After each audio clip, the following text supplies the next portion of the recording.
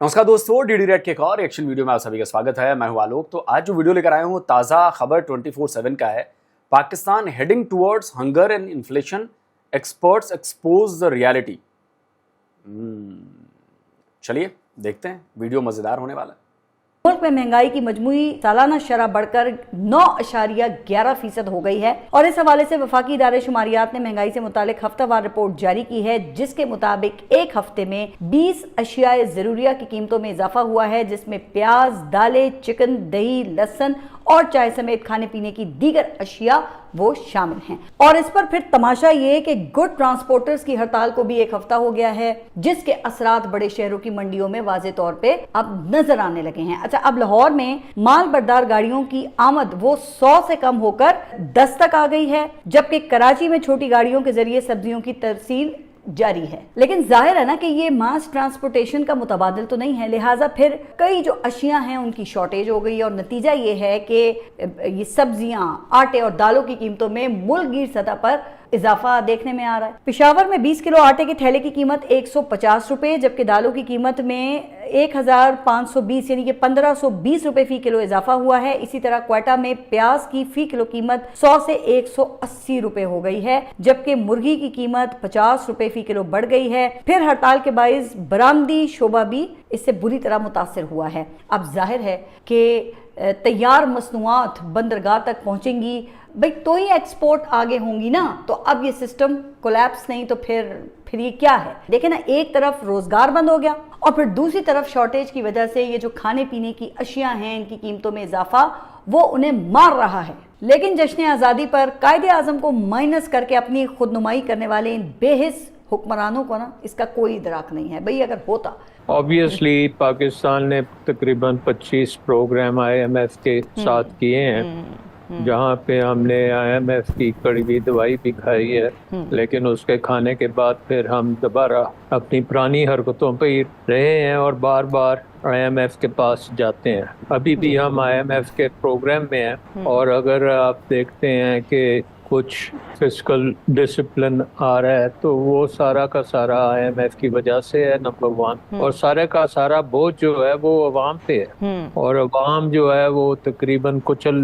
दी गई है, क्योंकि निज़ाम जो है उसको स्टेबिलिटी के खातिर हमने बिल्कुल स्टैंड स्टिल पे किया हुआ है, जिसका मतलब ये है कि कोई इकोनॉमिक ग्रोथ नहीं है। इकोनॉमिक ग्रोथ नहीं होती तो फिर आपकी जॉब्स नहीं बनती। पाकिस्तान की सबसे नंबर 1 प्रॉब्लम ही जॉब्स है, क्योंकि आपके बहुत बड़ी आबादी यूथ पे कंसिस्ट करती है। 90% पाकिस्तानी जो आबादी है वो 45 ईयर्स से कम है। 90% अनबिलीवेबल नंबर है ये। और ये सब जो है, एक तो अंडर एम्प्लॉयमेंट चल रही है, जो एग्जिस्टिंग वर्कफोर्स में लोग हैं वहाँ पे एस्टिमेट कहीं अब ऐसे भी आ रहे हैं कि 20% तक अनएम्प्लॉयमेंट है। और दूसरी तरफ जो नौजवान वर्कफोर्स में आना चाहते हैं वो भी सालाना तकरीबन 30 लाख नए जॉब्स उनके लिए भी चाहिए। तो इकॉनमी तो बिल्कुल परफॉर्म नहीं कर रही, अवाम के लिए नहीं कर रही, नौजवान के लिए नहीं कर रही। गुर्बत जो है वो, अगर आप वर्ल्ड बैंक के लेटेस्ट नंबर्स देखें तो तकरीबन आधी आबादी जो है आपकी गुर्बत में डूबी हुई है। आपके बच्चे जो हैं वो 40% स्टंटेड हैं, यानी कि उनको पूरी खुराक नहीं मिल रही, उनकी डेवलपमेंट नहीं हो रही, उनको तालीम तो नेक्स्ट स्टेज है, तालीम भी नहीं मिल रही। तकरीबन 25 लाख के करीब बच्चे जो हैं वो स्कूल नहीं जाते। उन बच्चों पे कोई कपड़ा नहीं है, कोई खाना तो मैंने बता दिया, बट बाकी जो लवाजमात हैं वो भी बच्चों को हमने टोटली, पाकिस्तान ने एक किस्म का फेलियर है कि हमारे बच्चों की जो देखभाल है वो हम नहीं कर पा रहे। एजुकेशन में हम बहुत पीछे रह गए हैं, बिल्कुल सही कह रहे हैं, हेल्थ में पीछे रह गए हैं। तो तमाम इंडिकेटर्स जिसको आप कह सकते हैं सक्सेस इंडिकेट करते हैं, वो सब के सब बहुत नेगेटिव हैं। और अगर दुनिया के दूसरे ममालिक से कंपेयर किया जाए तो अब मेरा ख्याल है पाकिस्तान तकरीबन बॉटम ऑफ द टेबल्स में पाकिस्तान होगा। सो आई थिंक फॉल्ट लाइन्स जो हैं इसमें IMF ने जो आपको स्कंजे में डाला है उसका प्रॉब्लम ये है कि आपको स्कंजे से निकलने के लिए बहुत मेजर रिफॉर्म्स की ज़रूरत है।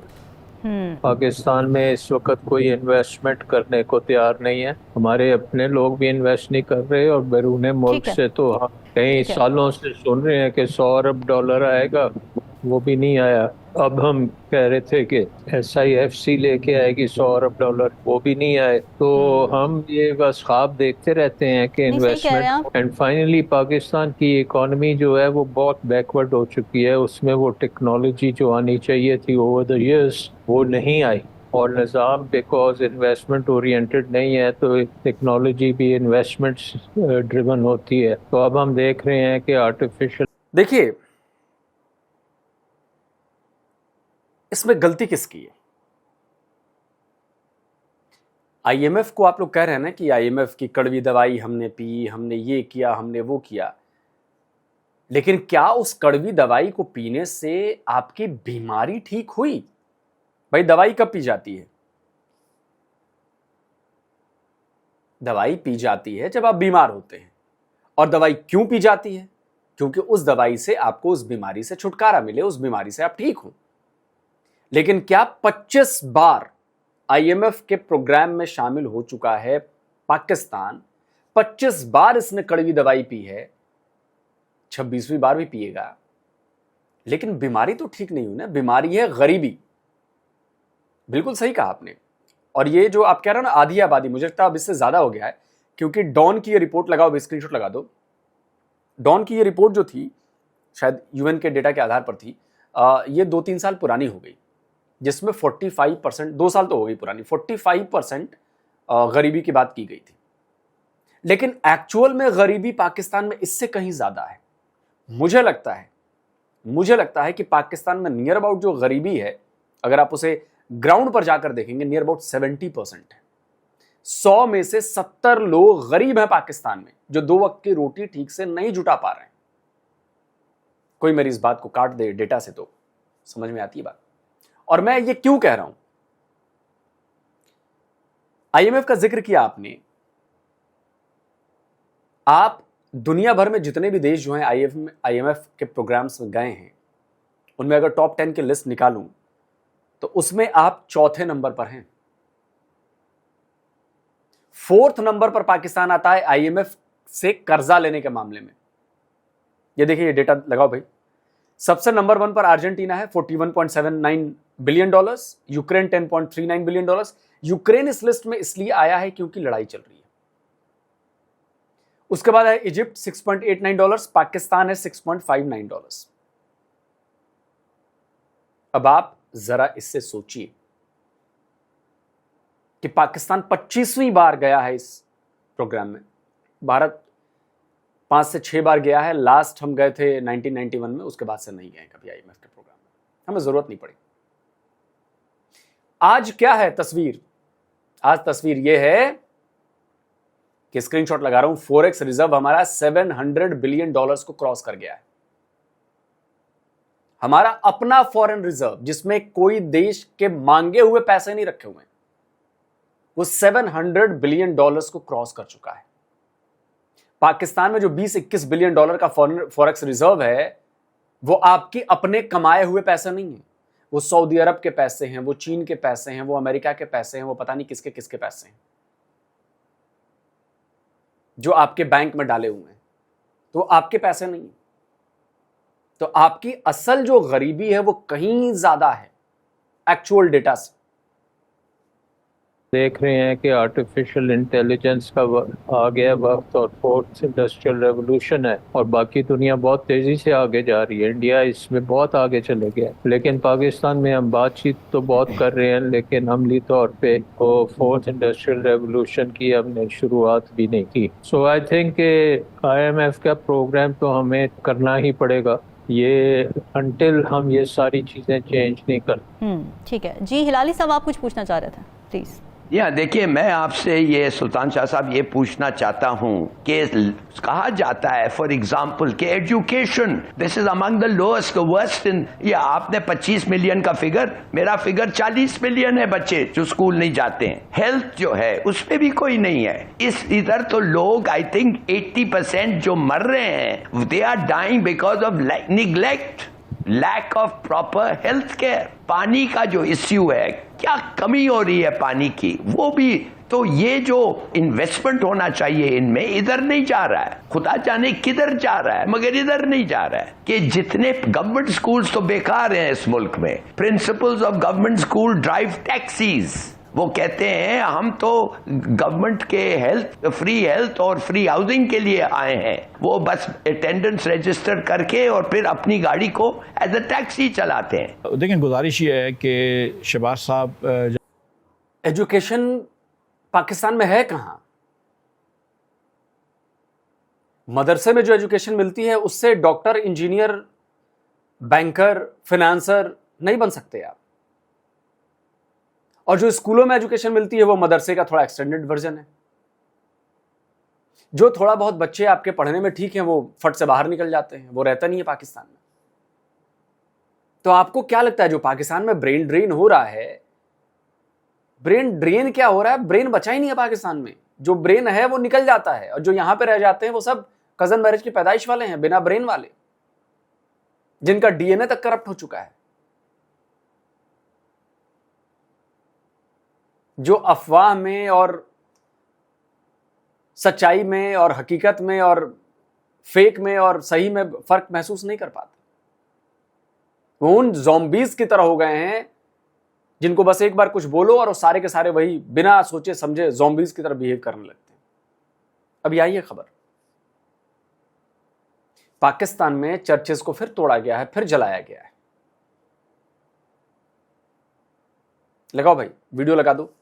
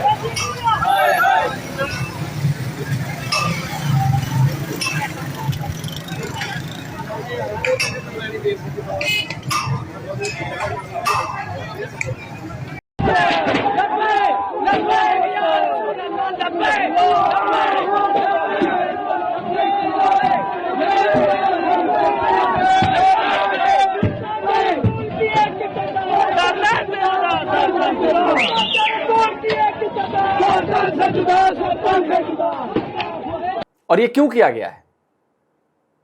ये वही है रेडिकल माइंडसेट के लोग, जो कि पाकिस्तान में जिनकी संख्या सबसे ज्यादा है, सबसे ज्यादा है। किसी ने अफवाह उड़ा दी, रंजिश रही होगी किसी क्रिश्चियन बंदे से, अफवाह उड़ा दी कि इसने ब्लास्फेमी की है। बस अब जैसे ही ब्लास्फेमी और प्रॉफेट मोहम्मद और अल्लाह के खिलाफ जैसे ही ये भीड़ सुनती है, ये ज़ॉम्बी की भीड़, ये पागल हो जाते हैं। और इन्होंने चर्चेस तोड़ दिए, चर्चेस जला दिए।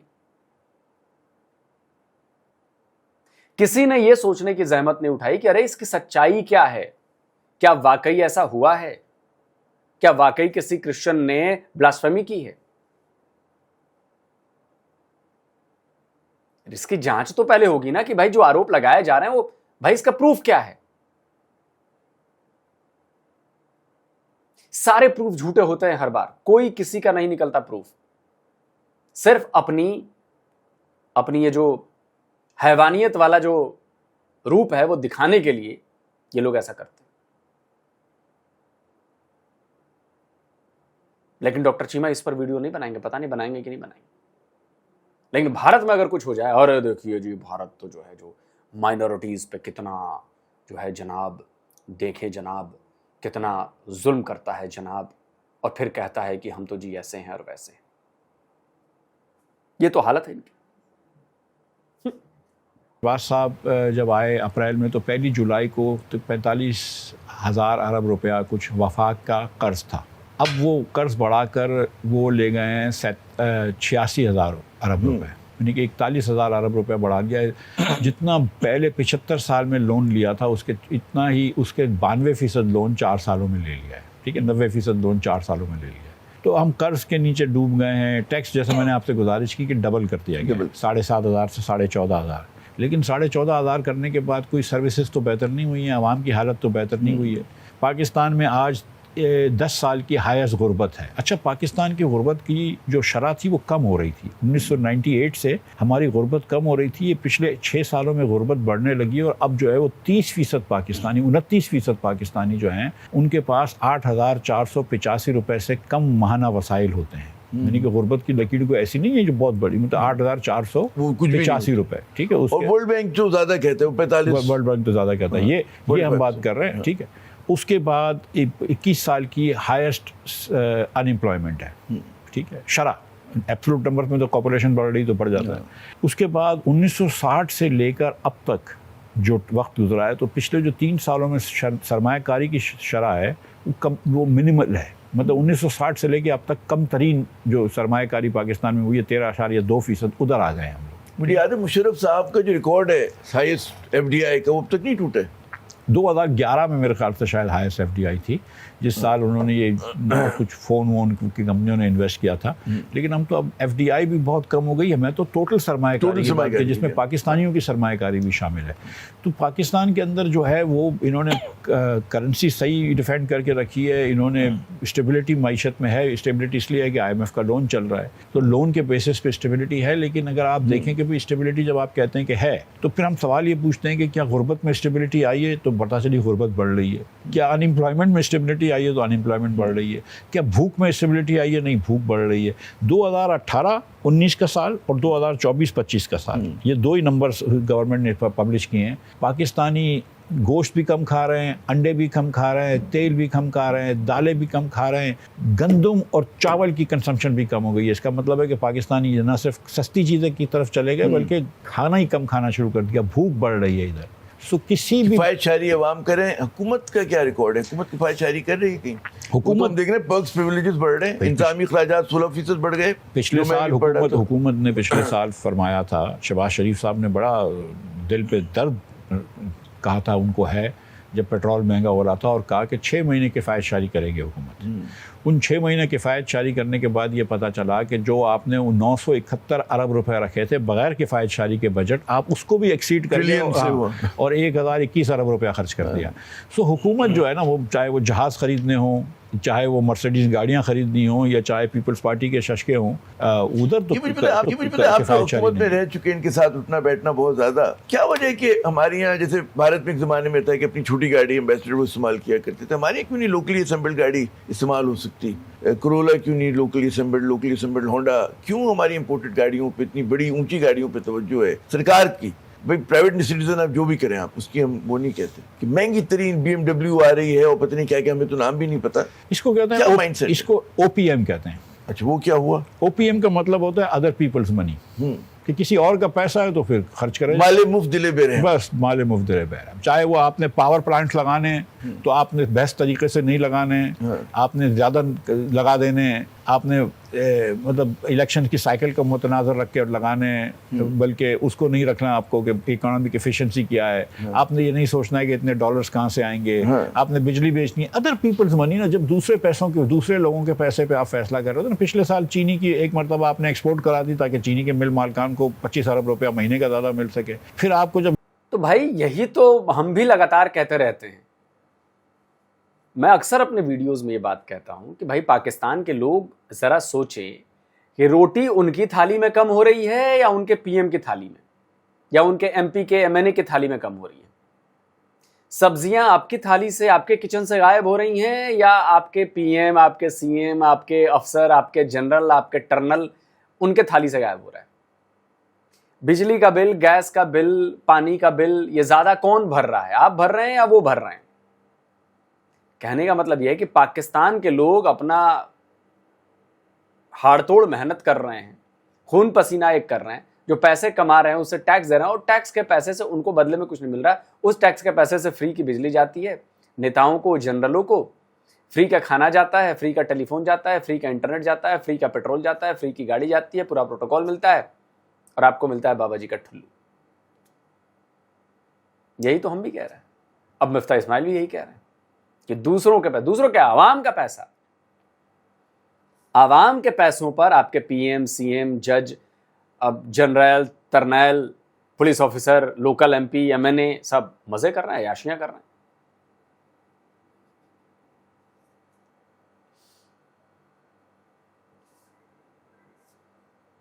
की मार्केट से महंगी में इंपोर्ट करवाई, इंटरनेशनल मार्केट की प्रेवेलिंग रेट से महंगी इंपोर्ट करवाई, उसमें भी जो भी अभी वीट के स्कैंडल हो रहे हैं। अभी वीट के अंदर आप देखेंगे, अभी बहस कर रहे हैं भाई वीट आपने क्यों हुकूमत में इंपोर्ट करके महंगी करनी है। अगर करना है, आपको लग रहा है कि वीट महंगा हो गया, जो कि हो गया है, 122 रुपए का 1 किलो वीट हो गया है।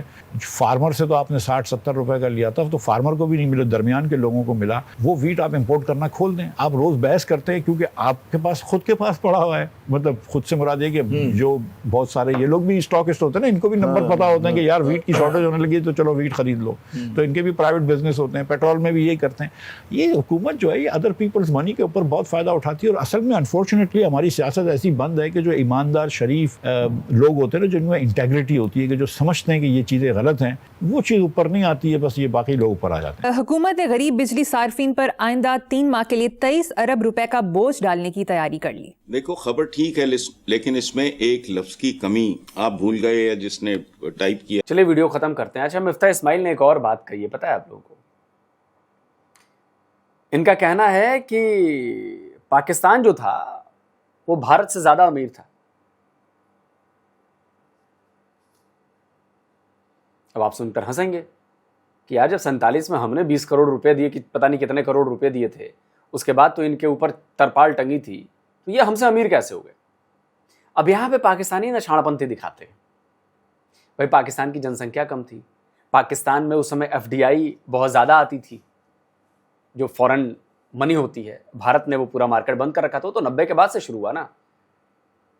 तो इनकी प्रति व्यक्ति आय, जिसे हम पर कैपिटा इनकम कहते हैं, वो ज़्यादा हो गई। तो उस डेटा का इस्तेमाल करके इन्होंने चालाकी से ये बात साबित कर दी कि हाँ, पाकिस्तानी तो भारतीयों से ज़्यादा अमीर थे उस वक्त। तो अगर आप पर कैपिटा इनकम की बात करेंगे, अब पर कैपिटा इनकम के फैक्टर कितने हैं उसकी बात ये नहीं करेंगे कि भाई भारत की आबादी आपसे उस समय बहुत ज़्यादा बड़ी थी, और पर कैपिटा इनकम में आबादी का एक बहुत बड़ा रोल होता है। तो इन्होंने ट्वीट कर दिया। तो जाहिर सी बात है कि सब साल 2000 के आसपास जो पाकिस्तान की पर कैपिटा इनकम जो था वो करीब $2880 के आसपास था, और भारत का करीब $2010 के आसपास था, और बांग्लादेश का $1620 के आसपास था। तो इस समय अगर उससे आप निकालेंगे तो जो पाकिस्तान का औसत एवरेज पाकिस्तानी था 43% ज़्यादा अमीर था। और जो अभी है, अभी करीब पाकिस्तान की जो प्रति व्यक्ति GDP बढ़कर हो गई है वो $6480 हो गई है। मतलब ये PPP के तुलना में, परचेजिंग पावर पैरिटी की बात कर रहा हूं मैं, नॉमिनल की नहीं कर रहा हूं। बांग्लादेश की 9180 और भारत की $12560 है। ठीक, बट कौन सा देश ज्यादा अमीर था वो पर कैपिटा इनकम से नहीं निकलता। आपके रिजर्व में कितने पैसे पड़े हैं, आपका फॉरेस्ट रिजर्व कितने का है, आपका वो सब भी देखा जाता है ना भाई। अब हमारा फॉरेस्ट रिजर्व है $700 बिलियन क्रॉस कर गया, आपका है 20-21, वो भी मांगे हुए। तो कैसे आप अमीर हो सकते हैं? या उस वक्त भी कभी भी आप मुझे बता दो जो भारत की GDP जो है वो पाकिस्तान से कम रही हो, भारत का जो फॉरेक्स रिजर्व हो पाकिस्तान से कम रहा हो, कभी एक आध बार के लिए कुछ समय के लिए हो गया होगा, वो अलग बात है। लेकिन ऐसे हमेशा भारत आपसे कहीं ऊपर रहा है, चाहे GDP हो, चाहे फॉरेक्स रिजर्व हो, चाहे मैन्युफैक्चरिंग, एवरीथिंग। तो ये सब चूरन देने वाली चीजें हैं। ठीक है दोस्तों, आप क्या कहते हैं? कमेंट करिए, अपनी राय दीजिए। और जो पाकिस्तान में भूखमरी बढ़ रही है, गरीबी बढ़ रही है, उस पर आप कुछ कहना चाहेंगे? कमेंट जरूर करिए। जल्दी मिलता हूं एक और नए वीडियो के साथ। नमस्कार, जय हिंद।